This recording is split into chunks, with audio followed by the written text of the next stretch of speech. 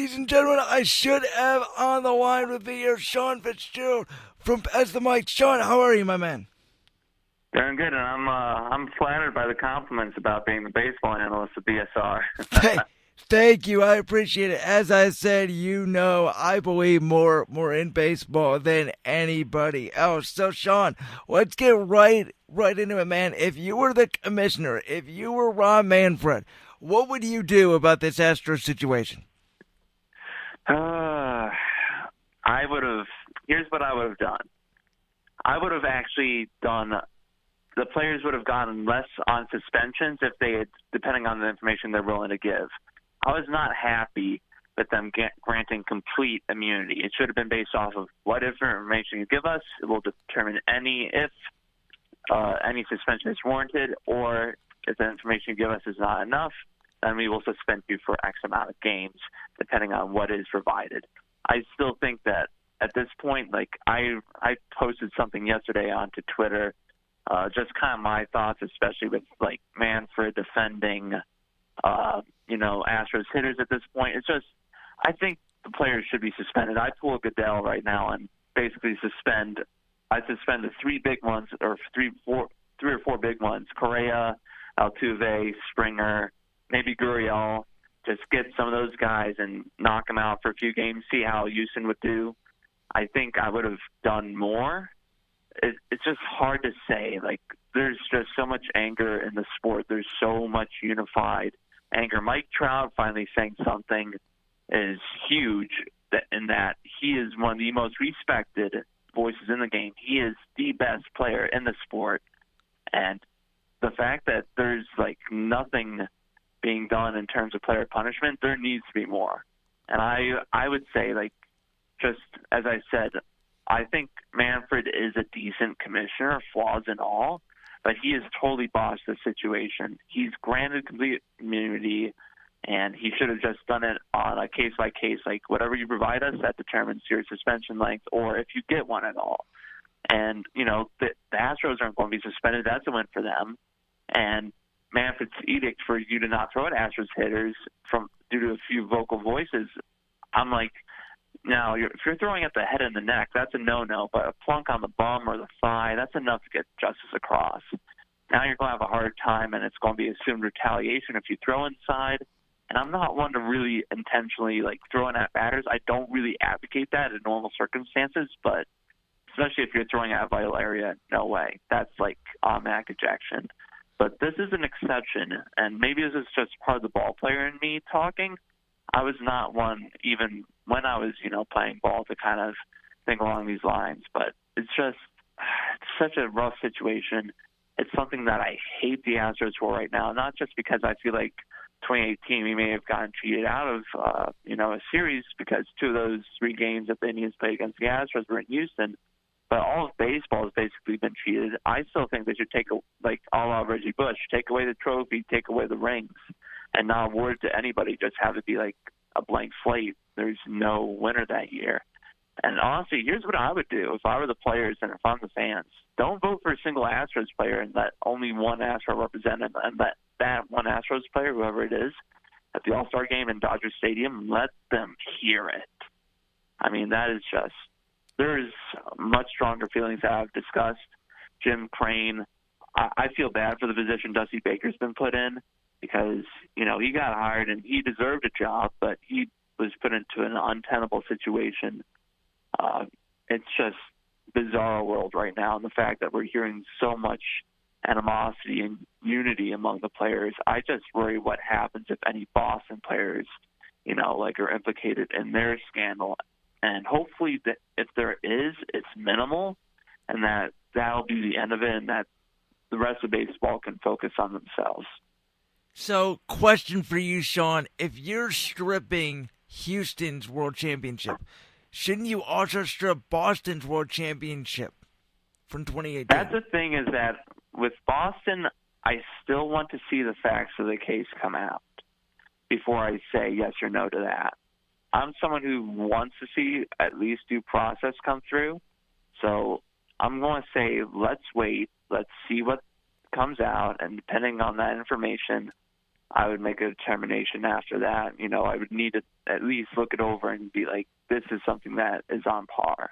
I can't, I'm going to presume that Boston is going to be found guilty of something, but I don't want to, just say we will strip them right now until I see whatever report comes out, whatever, it happens to be that they publish is that's what I want to see before I say anything on Boston being stripped. But I think the sign stealing, depending on, as of right now, the sign stealing seems a lot worse. It definitely is very, very bad for the sport. It's a black eye. But I want to see what Boston really did in order for me to say one way or another if they should have their titles stripped for certain. Because I want to just, have all the facts in front of me before I say something stupid. Now, also, Sean, nobody in the steroid era has gotten their championship stripped, and of course, that was considered cheating all across baseball. So, if we're stripping the Houston Astros World Series championship, shouldn't we strip everybody in the steroid era then? Here's the thing, no, because the steroid era, I'd say most players, there were players who were taking them on a lot of teams, but this Astros thing, this is relegated to one team and one team only. That's why I think there's a differentiating factor here, is that it's just the Astros.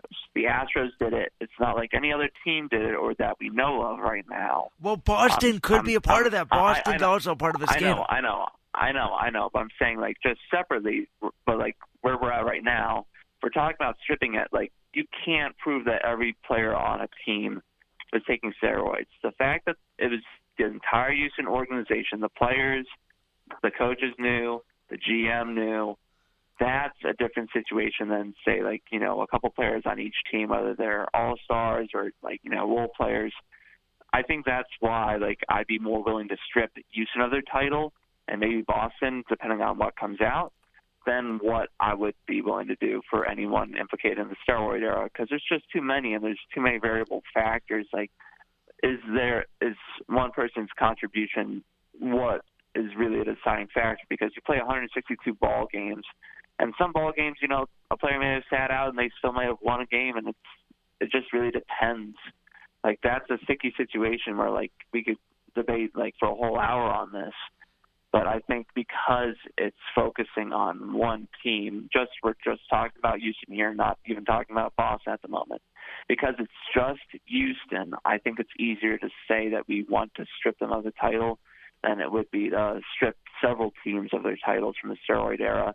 Because I'm not sure, and maybe I'm wrong on this, I'm not following up on my history, I'm not sure if teams advocate for players, to take steroids.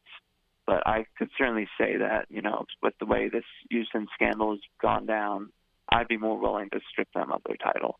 The issue to me with stripping championships is, can you actually prove that the reason why they won the championship is cheating? Because Houston did have a loaded team. Houston, I think you can, because here's the thing. When you steal signs, and I've even done this before too, but discreetly, where it's not technology-based, and that's the thing, it's the technology. They knew what was coming. If you would listen to some of the videos, you would hear, a bang. If there was, an off-speed pitch coming, they'd lay off. It would be a ball more often than not. If it was, a fastball, you'd hear nothing. The player would just swing away. That is different. If you have the signs and you know what's coming, and you're cheating like that with technology is what's really the driving factor here. You're supposed to be on a level playing field. If you're going to steal any signs, it better just be the normal, you're on second base, or if you happen to catch a glimpse of something from the dugout or whatever.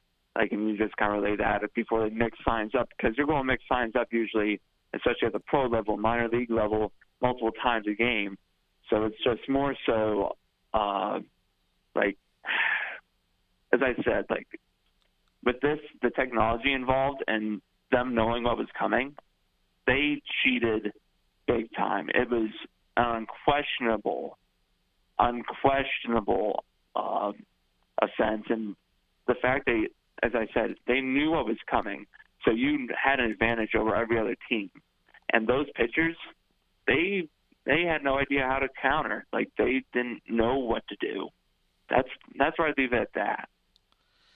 Yeah, again, and I'm not defending Houston at all. I believe that players should be suspended, but this would be my argument is I would suspend the team a playoff berth for like the next year. Like I would ban them from the That's what I was postseason thinking. this season. Here's what I would say, because I would say whenever they're next eligible to make the postseason, that would be the year that you ban them. So, like, let's say this year they make the postseason. That would be a punishment that I would consider.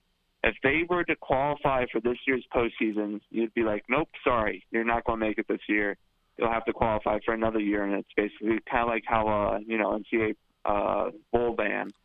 Like, oh, sorry, you're not able to go, even though you're, 12-0 like Ohio State was in, like, 2012. You can't go because you broke the rules. Correct. My issue with stripping a championship is that to me takes it to a whole another level because you're also affecting the people that were not involved in that scandal. There might have been some players that had no idea. There might have been some players that didn't cheat at all. So I think that you're really affecting, in my opinion, just the whole outlook of baseball. If you strip a championship, that is so severe, and obviously cheating is not right. Go on, John. Here's the thing. I don't think you can strip away the rings from the players. But I think you can take away the trophy at the very least. The rings, I don't think they're going to be able to take away. I think those would be a harder thing to do. But if you take away the commissioner's trophy and just place it in a vacant locker, I think you'll be fine doing just that. You know what I'm saying? Take down the banner, but they'll still have their rings. It's like a memento, but it'd be more so a tainted memento. Yeah, again, I just don't know about stripping the championship. As I said, it's rough. It's rough, but I think with this just being one singular team, it was one team, not a whole array of players across multiple teams, that it's easier to say that and possibly even think about doing that. But Manfred should have gone harder on the players and the team personally. I'm still curious if baseball's owners, if anything keeps coming out, what they might do, because I know there were some owners initially who wanted to fight to keep Manfred out of the commissioner's role and rather promote from one of the baseball's owners from within. But unfortunately, after one or two rounds of voting, when Bud Selig's term was coming up and to get his replacement, there were just not enough owners who were able to stay on the bandwagon to keep Manfred out of the position. So I'm wondering if with the CBA coming up and player anger towards Manfred, amplified, if this is a time where someone I think one of the owners for the Red Sox, maybe it was John Henry, if I remember correctly, or one of the Chicago owners might be the person that they look to maybe study baseball and try and take this a little bit of a different direction, because Selig basically picked Manfred more so as his right-hand man in a way too. So that's what I'm wondering, is that what might happen? Possibly. Is it what's going to happen? I don't know. I want to say it's probably not likely, but I'd like to see if that's any conversation that's been going on through back channels currently within Major League Baseball's owners. Fair enough. I want your opinion on the proposed MLB new playoff format. Now, I have said this is one of the reasons why I have criticized Commissioner Manfred in the past. I think that this new playoff format and the way he's trying to change the game with obviously the pitching clocks and all that, I don't like it, and I especially don't like this new playoff format. Whoever came up with it, to me, should be fired on the spot. It makes absolutely no sense. Go ahead, Sean. Well, the playoff format, it's interesting to say the least. Just, looking over how it's conceptually designed, it'd be kind of like, I guess, what you would see from the NFL, except, a couple more games, because the NFL, you can really only play one game. You know what I'm saying?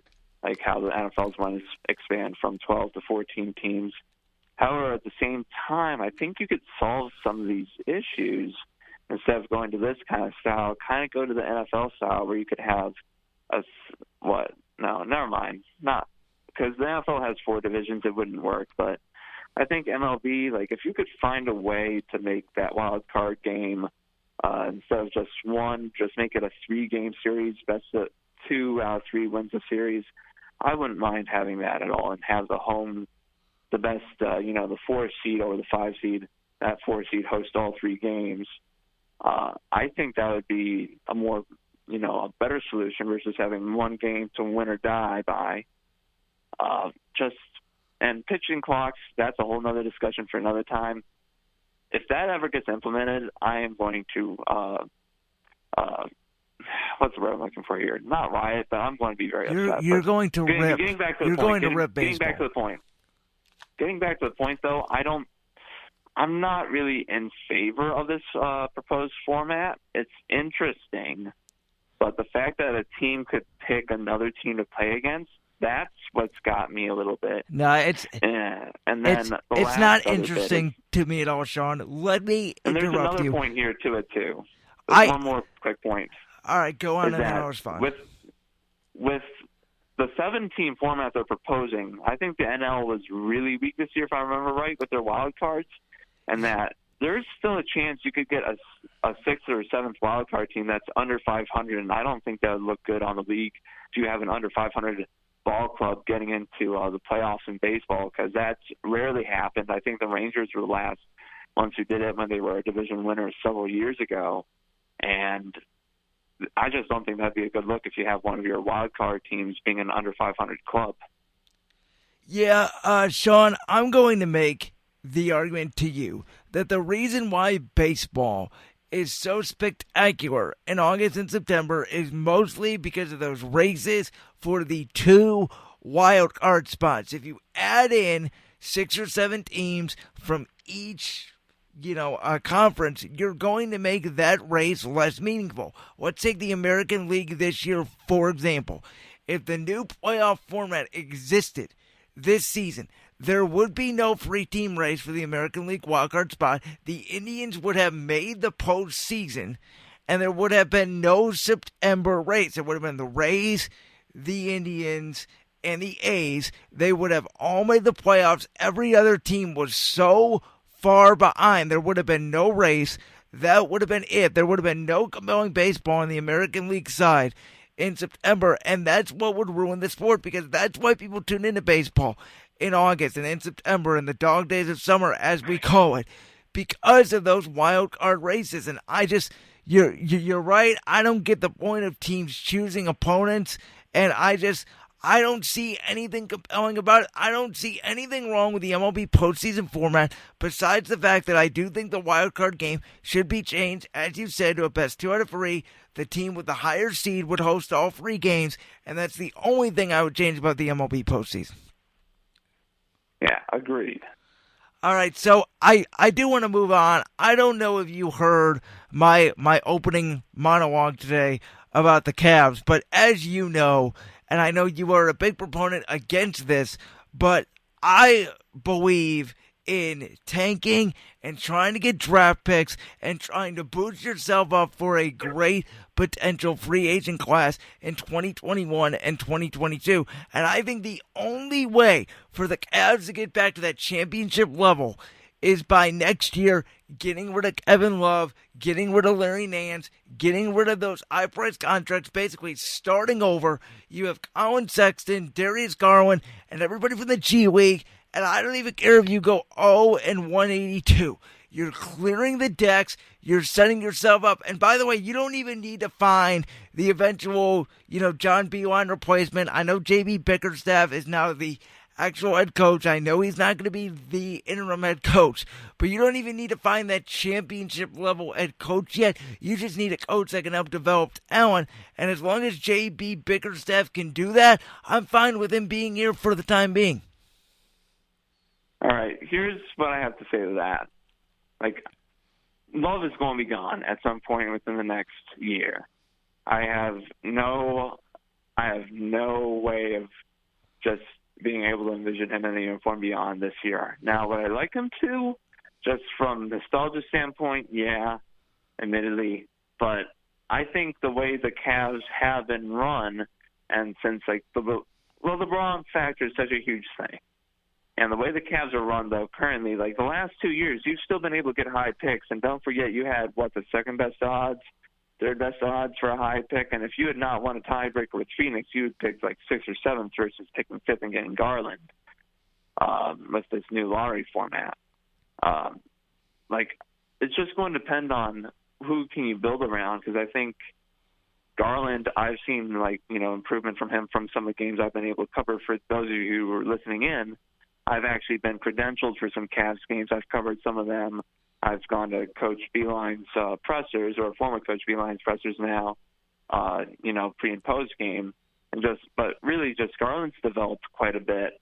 And Sexton, if you were able to make him more so like your Jordan Clarkson, I still think he could still contribute as a starter. He has some of those qualities, but right now I think he needs to experiment a little bit with the end of the season. And if you're able to retain Drummond, let's see what you're able to get with the lottery, what way the ping pong balls fall. Because if you're able to trade Love, you retain Drummond, and you have the core that you currently have mostly for the most part. Tristan Thompson, signed, traded away.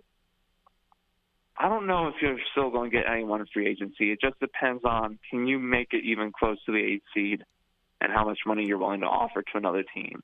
It just really also depends on geography too, because I believe The Athletic came out with a article, and one of the questions was basically, what cities do you not really like going to? And Cleveland was among one of the more cited ones. So we'll have to see. Like NBA players, it just depends. I don't know how it's going to work out, but if the Cavs can build a solid foundation and prove that they've turned a corner with promotion of Bickerstaff, whether he's here this year or for the long term, because don't forget, a few years ago he was thought of as a potential long-term solution for, I believe, the Grizzlies. I still see him. He's young. He's 40. He could definitely still provide a lot of value to this organization. Maybe he's the right guy, because don't forget, Ty Lue was in that same position that Bickerstaff is in when David Ladd was the head coach. So that's what I've got to say. Yeah, Sean, I'm going to make another argument to you that if we're in the 2021 free agency, obviously that's a big class. Kawhi Leonard, Giannis Antetokounmpo, LeBron could be. I believe Kevin Durant maybe as well. So obviously that's the class. I don't think Kevin Durant won't be eligible. He signed a 4-year deal. Okay, so maybe I was mistaken on Durant, but here's the deal. If I'm a sales pitcher and I go to you and I go, hey, listen, we have nothing but cap space, I can sign you, because this is what also enticed LeBron to go to L.A. Hey, we can sign you, but we also have another max spot that we can use to get a star player in the next year or two if our organization looks steady. Because I think at the part of it with Cleveland, not only is it bad weather, but also the organization does not look well run. If you're re-signing Drummond, there goes one of those max spots. So if you're going to sign a Kawhi Leonard, let's say hypothetical, the Cavs sign Kawhi Leonard. Well, Drummond's your second max spot. So you're not going to be able to add another superstar. And I don't believe Andre Drummond's a player you can win a championship with. I mean, interesting point. I don't know if I did say whether they would re-sign Drummond or not, but I am under the assumption now that Beeline is gone, that he will more than likely just opt into his salary for next year, and then we'll see where it goes. Which from is there. fine. I don't know if they will.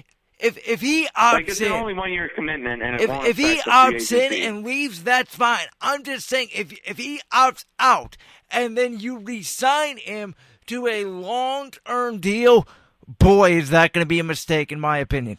That's going to be a huge mistake, in my opinion. It depends on the cap hit, really, but it's going to be around 30 million. If he opts in right now, his options for next for season, like $28 million, I believe, is his option. It won't affect the 2021 free agency. It will not affect it. That cap number will not affect it, because it's only for next season, and then it'll be off the books. So basically, that cash is cleared, assuming they don't re-sign him. Right. Which I'm fine with. But also, here's the issue with Drummond, and we've seen this with Detroit. You're still going to win games, so that's going to affect your draft positioning. Here's the thing about that. I don't like this Cavs organization. The last 2 years now, year and a half or year and 3/4, without LeBron, they have not been able to win squat. You've seen how horrible they've been, even with veterans like Clarkson, that's putting Love, it nicely. Drummond, all these guys. That is saying it nicely. The funny thing is they have not been able to win at all despite having some talent. Not a lot of talent, but some talent. So what does that really say? I think it's more got to do with the talent that LeBron brought, elevated all of his teammates, and then now that he's gone, everyone's, back to being like more so not just scrubs, but more so just what they really are, not, star caliber or decent role players, because they've got to be around those guys who can elevate them, like a LeBron, like a Giannis, a James Harden, every now and then, and, a couple other players around the league that I could probably think of if I had a little more time, but it just is, it's a tough situation to gauge with the Cavaliers. All right. And, yeah. All right, Sean. So last topic I want to get to you really quickly is, have you seen any of the XFL? Basically, I've seen almost next to none of it. I've seen some highlight clips from a couple of the games, not like anything spectacular. I like that they are the kickoff thing a little bit, where they, I think it has to go past the 20-yard line if I remember hearing on the broadcast correctly.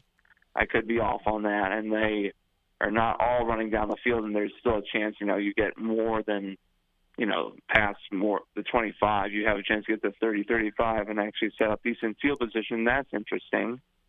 But I haven't really seen much of it, more so just because of other stuff I've been doing.